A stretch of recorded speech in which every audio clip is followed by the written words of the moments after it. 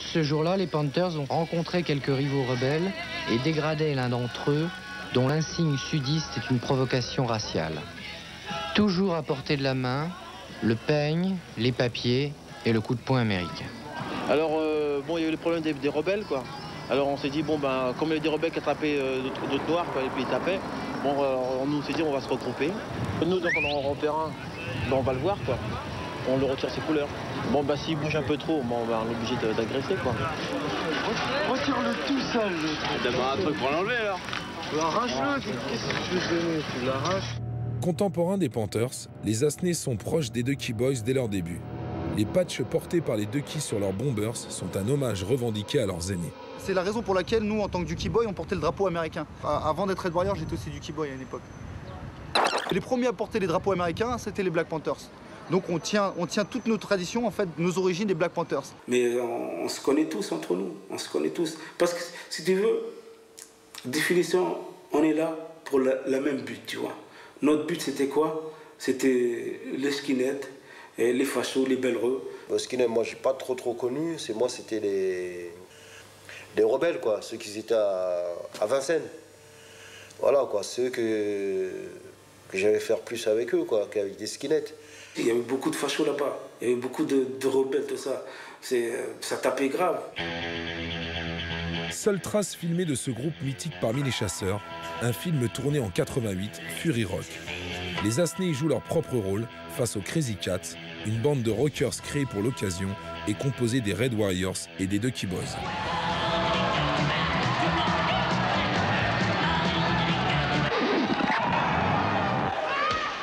Ils vont me le payer, ces bâtards. On va vous déchirer, bande de glaire. C'est devenu con, quoi. Il est vous. Venez pas le chercher, les gars.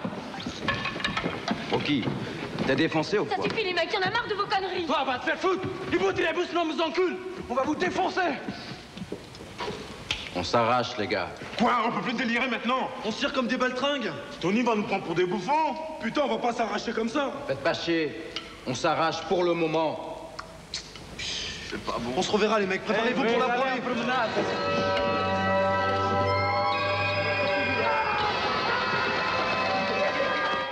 Comme tous les samedis, au marché aux puces, les Ducky Boys contrôlent les promeneurs.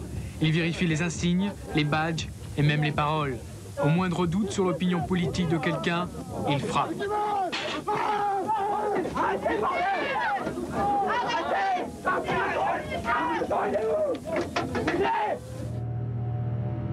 Dès lors, Red Warriors, Ducky Boys et autres groupes de chasseurs occupent le terrain.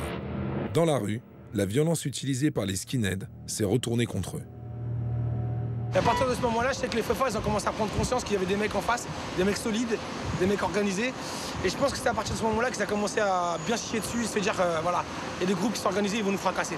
Il y a ceux qui disparaissent corps et biens, tu vois, genre parce que c'est pas un engagement plus politique que ça et que le fait de se faire défoncer par rapport à leur look, c'est un truc qu'ils sont pas prêts à assumer parce qu'en fait le look ils en ont pas plus, enfin ils en ont rien à carrer, le délire Fefa ils en ont rien à carrer non plus, en fait c'était surtout traîner en bande qui les branchait et ils sont pas prêts à assumer de se taper, de se faire défoncer pour ça. Bon ça en élimine déjà une grosse majorité. Et reste après, effectivement, très rapidement, ne reste que ceux qui sont vraiment des mecs convaincus, militants et qui s'organisent. La société multiraciale est un échec parce qu'il y a des opposants à ce système. C'était un bon système, il n'y aurait pas d'opposants, le mouvement skin n'existerait pas. Ce mouvement de réaction à cette société. Donc vous allez continuer? Oui, ils ont une culture, une histoire comme ont les Zoulous, les Maasai, les Japonais et les Chinois. Nous voulons la défendre. Nous sommes contre l'immigration qui métisse notre culture. Quitte à taper sur les immigrés. Quitte à les taper s'il le faut pour se faire connaître et pour se faire comprendre et entendre. Donc ce qu'il a fait, Badskin, il a été malin. Il est parti voir chaque groupe. Et dans chaque groupe, il a passé un message, comme quoi il voulait une unité, un rassemblement, puisque nous, en face, on est en train de faire quelque chose de très puissant. Il avait vu que la chaleur en face, que les Ducky Boys, aussi bien les Asnés, aussi bien les Red Warriors ont commencé sérieusement à s'occuper de leur cas par cas, à commencer à vraiment faire des descentes actives, qu'on avait déjà marre à pas mal de groupes. Ils ont commencé à se dire, maintenant, c'est parti, maintenant il va falloir s'organiser. Alors ils se sont organisés en un espèce de groupe de best-of, on va dire, de best-of de toutes les équipes, de toutes les différentes équipes de skin, qui s'est appelé le JNR, Jeunesse Nationaliste Révolutionnaire, qui allait devenir le service d'ordre de tous les groupements d'extrême droite. qui étaient, eux, rattachés au MNR de l'époque, qui était le parti de la Troisième Voie. Donc c'est une vraie entrée dans la politique. Ce sont les JNR, les jeunesses nationalistes révolutionnaires, de vrais durs qui ont tous fait de la prison pour violence raciale ou politique. Un groupuscule de l'extrême droite française. Ils sont une vingtaine à Paris. Super radical dans le discours, super radical dans le look. Enfin, tu vois, les mecs rasés à blanc, tout en noir, paraboots, machin. Enfin, tu ressembles à des CRS chauves, quoi, tu vois, de loin. Un vrai cadre de combat, quoi, bien organisé, géré, et voilà, bien organisé, voilà. C'est plus je porte un white power, je fais non, c'est je m'investis. Là, tu les retrouves dans les manifs du front, tu les retrouves un peu partout. Il y a un mec qui s'appelle, à ce moment-là, Jean-Gilles Maliarakis, qui est lui un vieux baroudeur de l'extrême droite, tu vois, politique, militante du début des années 70 à nos jours, quasiment. Et Maliarakis, il se dit, il compte sur Ayoub pour essayer de fédérer les skins, pour les utiliser comme des militants. C'est à ce moment-là que tu vois des skins en rang, machin, qui défilent pour le 1er mai de Le Pen, tu vois, le truc qui n'existe plus maintenant parce que les mecs ont compris, enfin tu vois, mais pendant un moment ils ont eu cette volonté-là, et il y a une photo célèbre où les mecs sont une cinquantaine tous en ligne, et c'est le moment où voilà où il y a cette espèce de début de tentative de l'establishment politique d'extrême droite de récupérer les moins cons de ces mecs-là, voilà. Et donc Maliarakis, au début il leur avait mis un local à disposition et tout, près de la place du Châtelet. Et rapidement, il en a plein le cul parce que les mecs passent leur temps à se bourrer la gueule, à se battre entre eux, à faire n'importe quoi. Et puis bon, rapidement, il se rend à l'évidence qu'il n'arrivera pas à ses fins, c'est-à-dire... Enfin, il les voyait comme une espèce d'avant-garde, tu vois, radicale, musclée de l'extrême droite en France, et ça marche pas, quoi.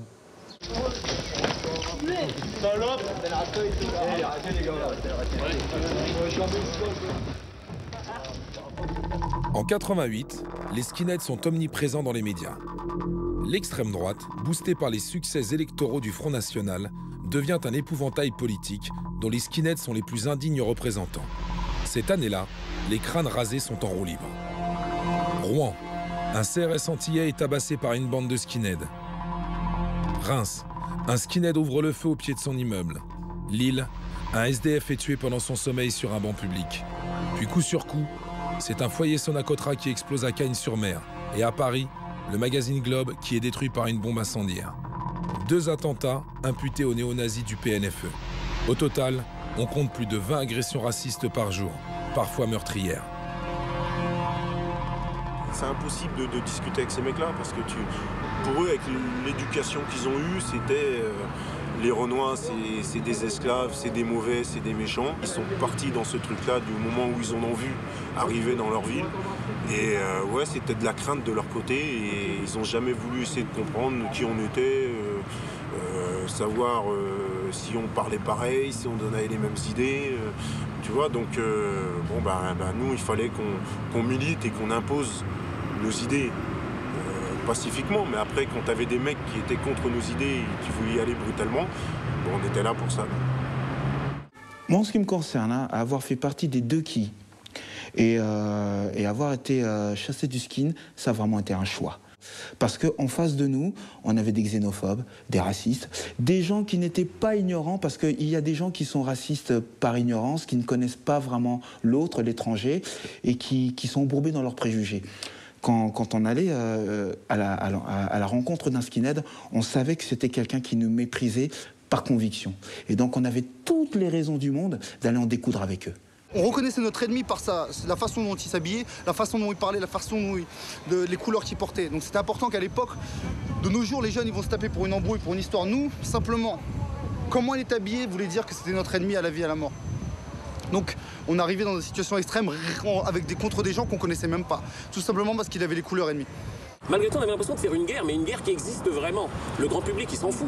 Ils n'étaient pas conscients de ça. Mais nous, on était conscients qu'un faf qui te voit au loin, s'il est avec 10 potes, il t'a reconnu. Tandis que des faf qui voient des noirs, ils vont pas tous les agresser. Mais par contre, ils voient un chasseur, ils vont l'agresser. Et en fait, le chasseur, c'était limite le mec qui disait « je suis noir et je t'emmerde ». C'était ça le chasseur, en fait. Tu devenais une cible pour tous les fascistes de la capitale qui contrôlaient la rue à l'époque et qui avaient en moyenne 25 ans d'âge. Celui qui portait ses couleurs, c'est celui qui assumait qui il était. Généralement, la culture ambiante, c'est l'hypocrisie. On n'assume pas vraiment qui nous sommes.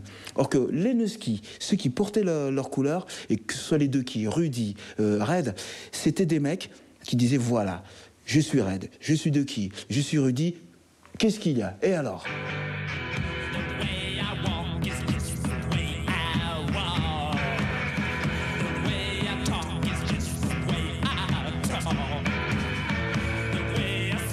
À l'époque, j'avais une meuf qui était au bahut à Montaigne.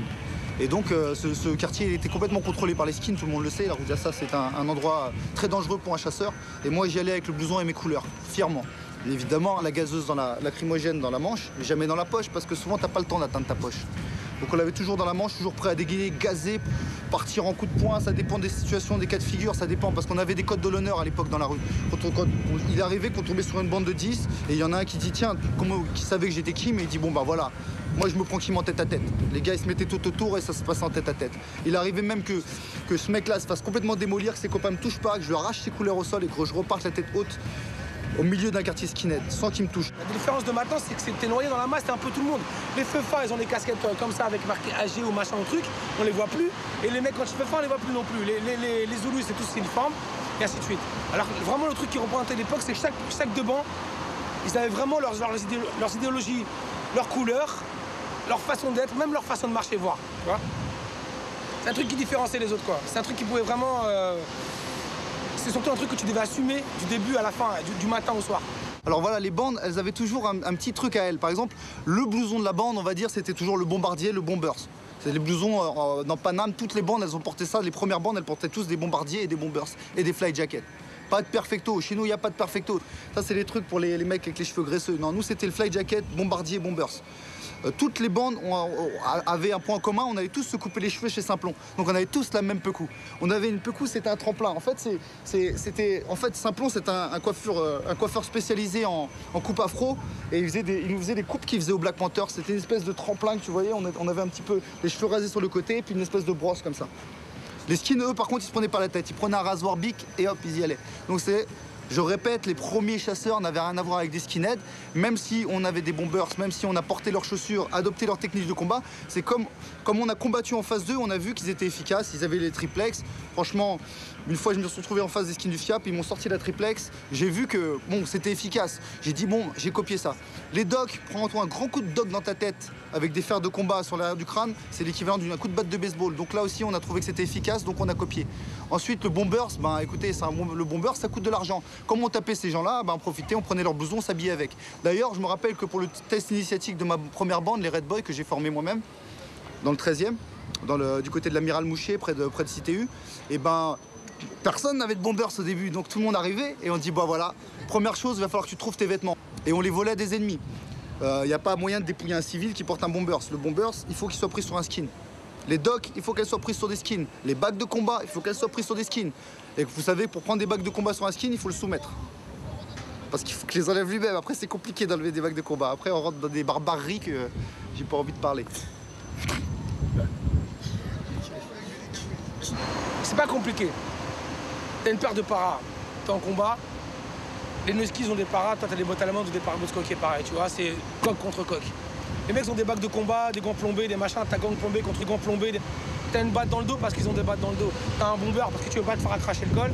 Et t'as une coupe courte parce que tu veux pas te faire prendre par les vœux. T'es un guerrier dans la rue, on me dit que eux c'était des guerriers. C'est à part de cette idéologie-là. Moi je me réveillais le matin, je me mettais pas dans ma glace en me faisant genre putain je vais me faire gosbo. Je vais me faire non, je vais être dégueulasse, je vais avoir une sale gueule parce que je veux que le Nusky en face il trompe quand tu vas voir ma gueule. C'est ça. Parce que c'était un truc de guerre vraiment quoi. C'était vraiment. C'était la guerre quoi, c'était la guerre quoi. La grande nouveauté à ce moment-là, c'est qu'il y a un radicalisme antifa qui se développe et qui n'est pas du tout politiquement encadré. C'est-à-dire qu'on n'est pas issu d'organisations, tu vois, et donc c'est vachement brut, c'est vachement violent forcément, c'est vachement radical et ça échappe au contrôle de tout un chacun, tu vois. Le truc, c'est beaucoup de gens disaient ouais mais c'est des humains comme les autres, ce que vous faites c'est comme eux, c'est pas ça. Nous on part sur le principe que lorsque quelqu'un est nazi dans sa tête ou nationaliste, si en plus il est habillé avec des paraboots ou des triplex sur lui, il peut passer à l'action en 2 secondes. Et lorsqu'on leur a explosé la tête, c'était pour qu'ils puissent se dire que c'était dangereux d'être habillé comme ça.